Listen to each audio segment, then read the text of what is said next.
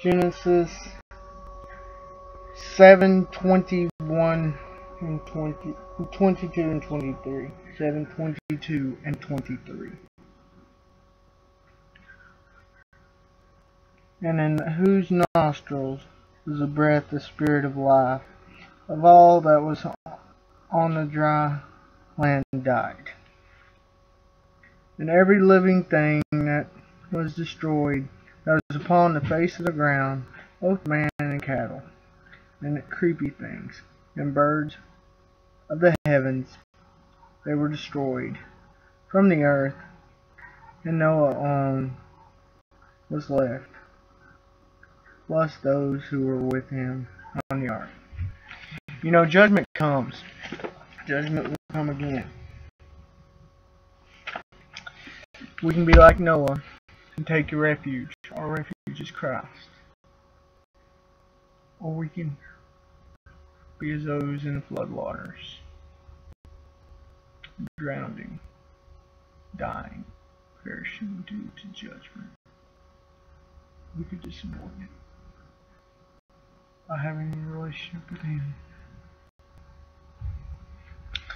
Okay, 1 Samuel 2, 1 through 11.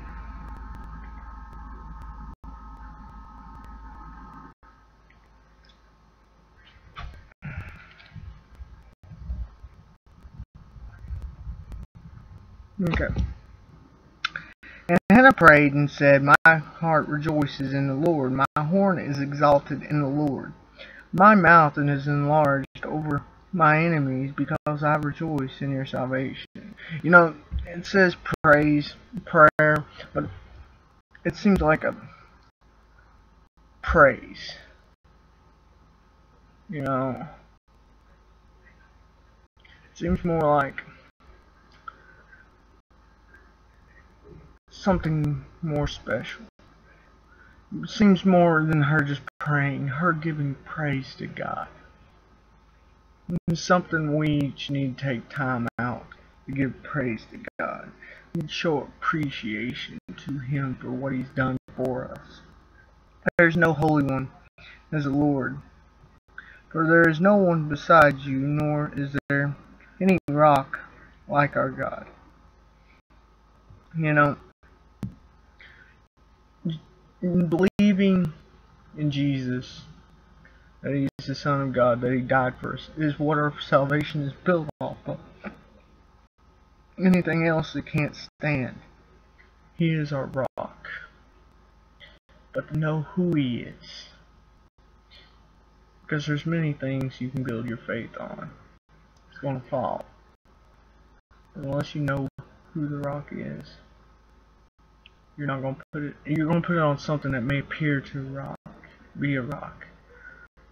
But if it isn't Him, then it isn't the true rock. Just like there's many different gods out there, but there's only one true God. Oftentimes we may divert it, and guess what? When we change who He is, then He is not. We make Him into something He's not, and we're not serving the true God. We're serving the God we designed. This is what the idea of idolatry was: serving a God you formed by yourself. In ways people are still doing that today. We should be changed by Him. We shouldn't ever try to change Him to suit us. We should change ourselves to suit Him. Verse 3. Talk no more so exceedingly proud. Do not let arrogance come out of your mouth, for the Lord is a God of knowledge, and by Him actions are weighed. We're responsible for the words we speak. We're responsible for our actions. We're going to answer for them. Now, as Christians, all things we have to answer for is covered in the blood. But do we want really? Not everybody's of the faith. So do we really want what we did this and it caused them to stumble to where they won't accept? Do we really want to have that responsibility where they do not accept because of the actions we have. Yes, we were forgiven of it. Do we really want to know that? If we didn't do this, or if we didn't do that, we need to watch what we say. Represent Him much better. Watch what we do. Represent Him much better. The bows of the mighty men are broken. Those who stumbled are girded with strength. You know, it's a fight. We gotta fight the flesh. It's something we constantly have to fight until we're taken out of the flesh. It's going to be a struggle. The problem is, the world don't want to take your struggle on. The problem is, those who claim to be the church aren't fighting this struggle, so they're acting as more of the world. The church, the true believers, fight this fight. Okay. Those who were full have hired themselves out for bread, and those who were hungry ceased, so that the barren was born 7, and she who was has many grew feeble. You know, oftentimes we see our weaknesses. We see troubles as what they are, but God sees an opportunity to use us. God sees a barren woman, as Hannah here, sees opportunity to show His power by allowing her to have children. God sees a man like Moses who had trouble speaking, but with God he spoke to many. He became one of the greatest mouthpieces for God. The Lord kills and makes alive. He brings down to the grave and brings up. You know, life is in the Lord's hands. No one else but the Lord's. The Lord makes poor, makes rich, brings low and lifts up. He raises up the poor out of the dust and lifts up the beggar from the dunghill, to set them among princesses, and to make them inherit the throne of glory. For the pillars of earth are the Lord's, and He has set the world on them. You know, all things are in the Lord's hands. Sometimes we don't understand His will, but it is His will. Sometimes His will leads us through a rough patch. Sometimes it leads us through difficulties. And His will just isn't best for us, it's best overall. He sees the ripple effects of everything that's going to happen based off the decisions we make. And it's the best possible plan for everything.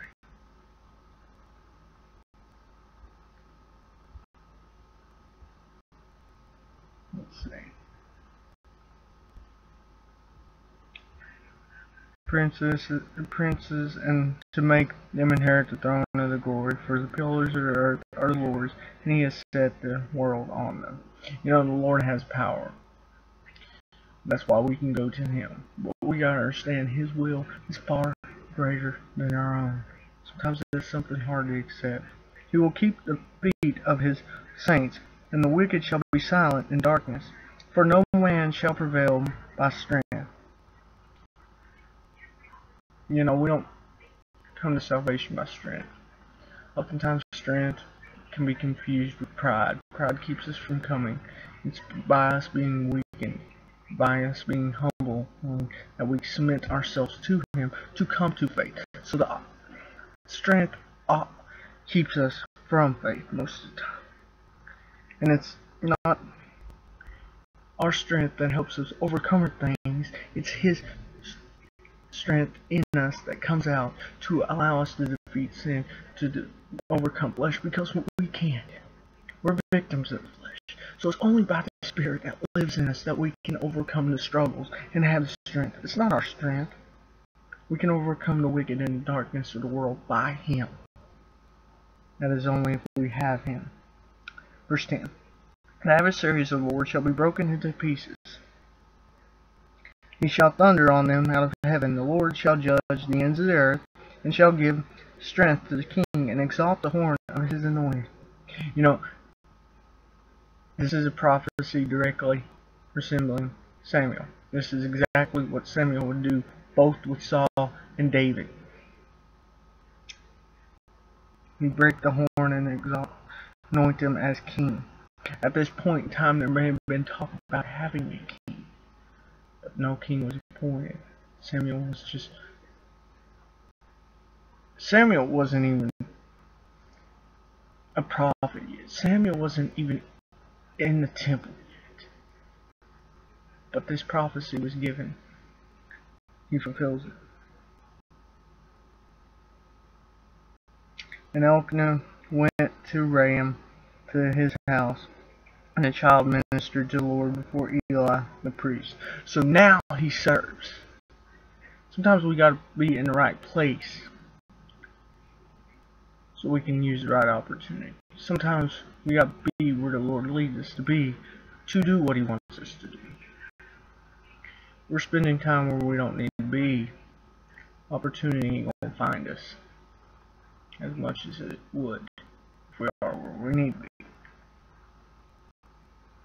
He stayed in the temple. He is a servant of God. We need to be servants to God.